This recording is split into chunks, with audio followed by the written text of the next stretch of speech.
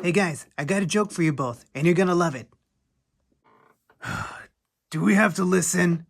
Oh, don't even argue. Let's just get it over with. Trust me, you guys are gonna love it, okay? Alright, okay. Why are mathematicians so reliable?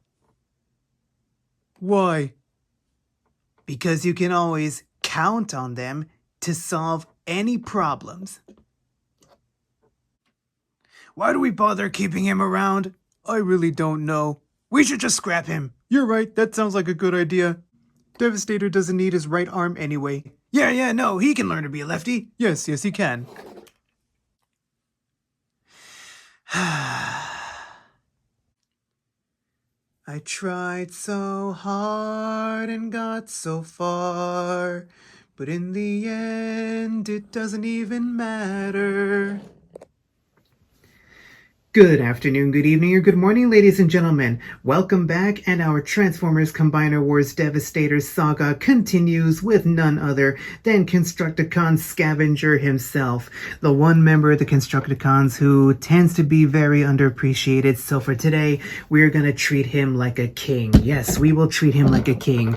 So here is Scavenger, and like all the other Constructicons, he is neon green and purple, as the Constructicons should be, as we know them to be. And he's an excavator. Yes, he is the master of excavation. Let's take a look at the details. He's got purple caterpillar treads. I love that. I really love those purple caterpillar treads. It really makes the details pop. See, Hasbro, this is what happens when you don't skimp on the paint.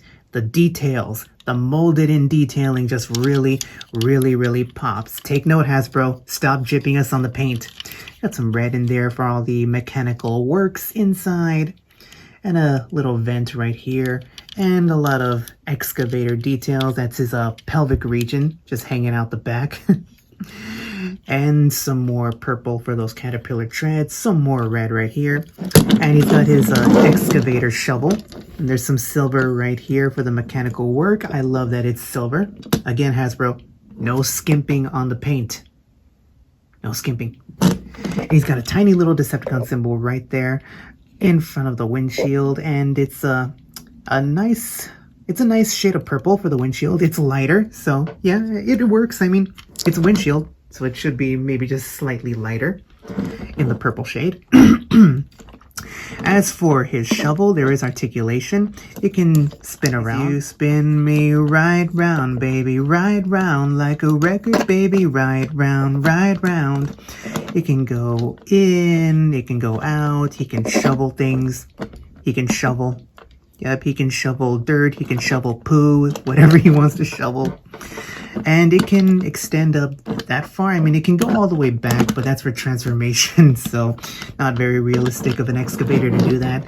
And that's pretty much it for the articulation in this mode. And if you look at the shovel, it's got some nice detailing to it as well. I mean, hey, it looks like a shovel. Looks like a shovel, must be a shovel. And here he is with Bone Crusher. Let's zoom out for a bit. Yep, there he is with Bone Crusher. And there he is with Hook. So you can see the first three Constructicons and how they're coming together. Devastator's head, Devastator's right arm, and Devastator's left arm. And here he is with the Studio Series Revenge of the Fallen Scavenger.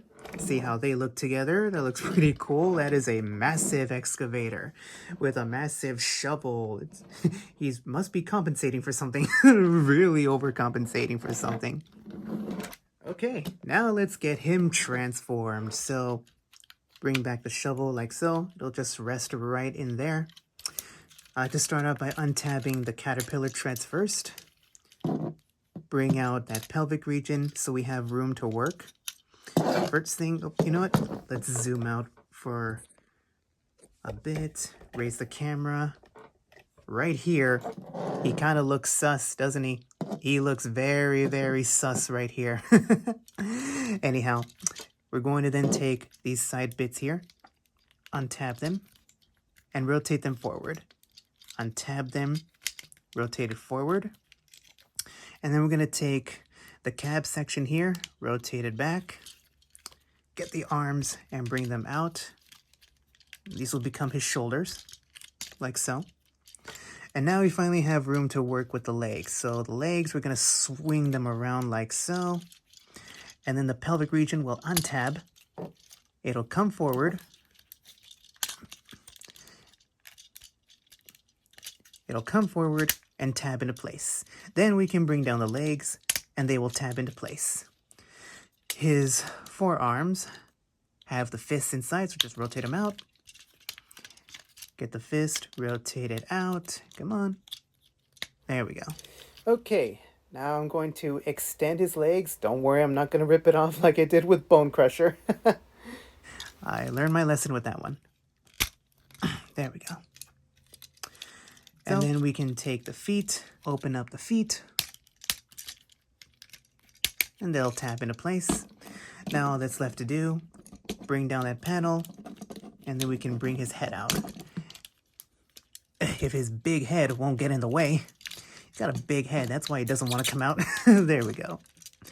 Bring it up, and close up that panel. And there we go. There is Scavenger in his robot mode. And once again, folks, we have ourselves a really, really good looking figure right here. Again, he is also one of the better figures of this set of 6. Personally, I think him and Bone Crusher are really good figures. Hook is a good figure too. He's just kind of flawed and kind of flimsy. But again, this one here is really, really good. A very well done figure. Let's take a look at the details. He doesn't have much of a face. He's one of the faceless ones. It's just a silver face with no mouth and red for the visor and black all around for his head, but still is a really well sculpted head. And you can see the details right there in his forehead. His enormous forehead. Lots of detailing right there. He's got silver right there for the chest all around the panel with a Decepticon symbol smack in the middle. Red right here for the inner mechanics of the excavator mode. Lots of neon green everywhere. Some black right there for those vents. Green fists. Like all the other Constructicons, he's got green fists. You know, you can make him look like a boxer. And he's got a purple crotch with some red in there.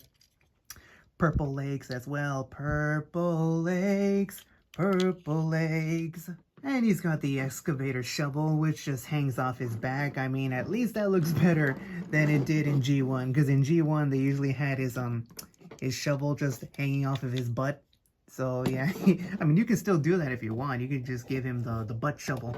Yep, that's the butt shovel. So that way, whenever he poos out his oil, you can just catch it in the scoop and just discard it.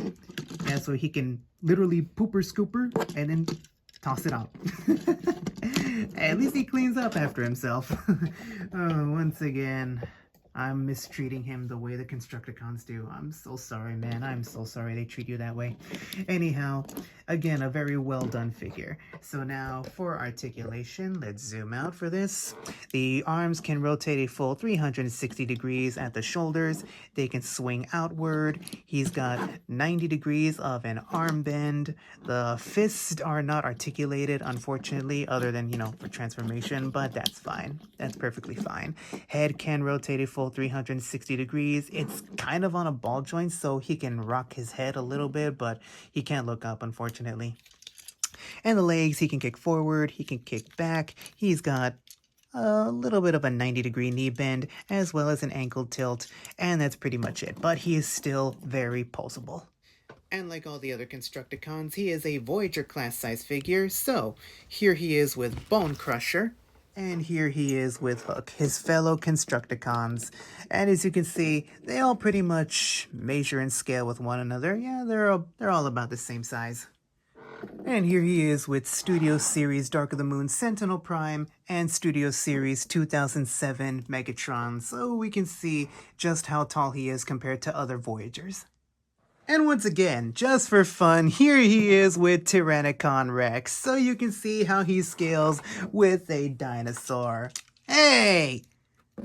Again, I told you to get back in your cell! How do you keep getting out? Get back in your cell! You clever girl! How do you keep getting out?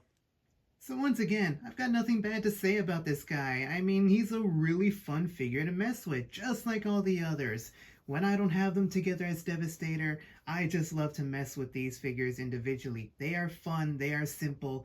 he's no exception. He's fun and simple, and after messing with so many complex Transformers figures from the Studio Series line, it's definitely fun just to mess with the older figures before they got so overly complicated. So that's how I'm gonna wrap up this review for Scavenger. It's definitely a fun figure. I mean, he's not perfect, but there's no such thing as a perfect action figure. If you love him, well, you gotta pick him up because he comes with all the other 6 to form Devastator, and he is Devastator's left arm.